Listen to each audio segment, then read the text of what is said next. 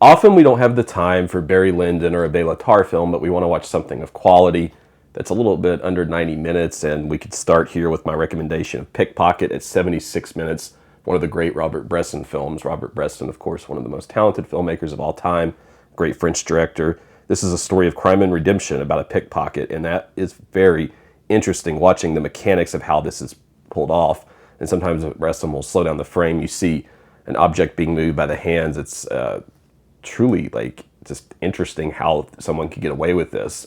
If you're like me, you played Skyrim, you played a pickpocket mode there in that game, and it makes it a little bit more fun. But what I found great about this film is just the humanity and the spirituality of it, the almost confessional tone of the film of this pickpocket who seems to be regretting some things in his life. He's worried about his mother who's sick and ailing, and this is a crime film that is desperate. It's not glamorous. It's not a Goodfellas sort of film.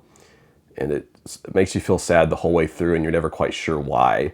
And you wonder around the next turn, will this pickpocket ever get caught? So it's a great drama in some ways, a great character study, but also it becomes a very tense film. You really don't know if he's going to get away with it or not. And there are some terrific shots of him on like the subway system trying to be very close to another man's coat, and he'll like try to hide a wallet through a paper and sort of fold the newspaper. It's really fascinating stuff. And I know that Bresson had a film as of this video that was released in Radiance I'll be talking about, and it made me think of Bresson. And so if those of you that love Bresson, I think you're going to like this one. And some of his films are longer, so this is a good one to start out with if you want something a little bit shorter. There from 1959 at 76 minutes. Now, if you want a short Godard film, Jean-Luc Godard, I recommend this 83-minute film that I absolutely love. Really need to go back and see this again. Vivre sa vie. This is 83 minutes, 1962. This combines, it says, a brilliant visual design with a tragic character study. And Anna Karina plays Nana, a young Parisian who she wants to be an actress, but she ends up slowly becoming a prostitute. And there are wonderful scenes of her watching film. There's notably The Passion of Joan of Arc.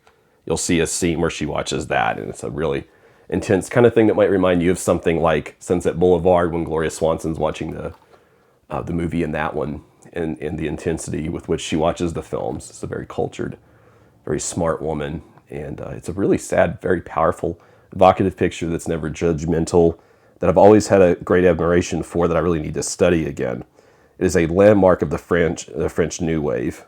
And if you follow my channel long enough, I talk about Godard any chance I can. I'm a big fan of Contempt and some of his other films. I just ordered Alphaville, which I'm excited to get and watch that one. But this film is so cool. The booklet that comes with it, by the way, this kind of gives you an idea, that intense stare. And then, it gives you a little bit of an idea what you're in for. But it's a beautiful film. And it's a short one. Very easy watch. Like, doesn't take that long. Emotionally powerful. But something else for some of you that are going to be buying, for the first time, Cassavetes, A Woman Under the Influence. I know that's coming out. That's getting a standalone, either Blu-ray or 4K release or something like that. I think it's just a Blu-ray.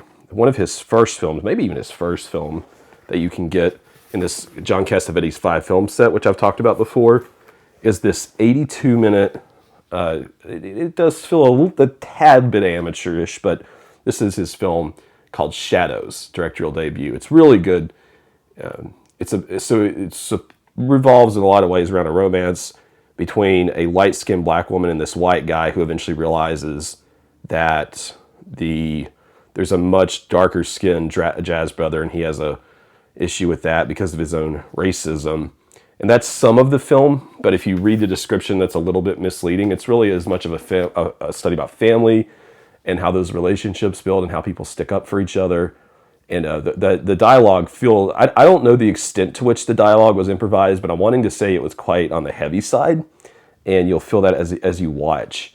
It's just wonderful looking at these black and white shots of Manhattan in the 50s, and then you get to see some of the cultural influence there as well, seeing people within the artistic community interact. I really like it, and the music is beautiful. All the characters are believable. They're like people you might meet, in those kinds of circles. And I've seen it, although I've seen it I think twice now And like I said, it does feel a little bit like a first sort of directorial debut. Often if you visit these shorter films in the Criterion Collection, they will be a director sort of first dipping into their craft. But if you go through and watch more Cassavetes, I think this can be a good place to kind of look back and see where those first steps were taken as a director, this formulative steps, so to speak. But I really like it. And I think it's short, sweet, and simple, as are these 3 films. And there are others in the collection I've talked about before, such as Detour, which I believe is well under 90 minutes that you can check into. But I wanted to know your thoughts and your recommendations on these shorter films, because like I said, we don't always have time, right, for those longer, great films. So leave your ideas in the comments. That'll be helpful for folks who are looking for other ideas besides my own. And if you liked the video and found it useful today and want to click a thumbs up, I'd appreciate it. And if you love Criterion kind of content, movie content, please subscribe to Cody in the Cinema.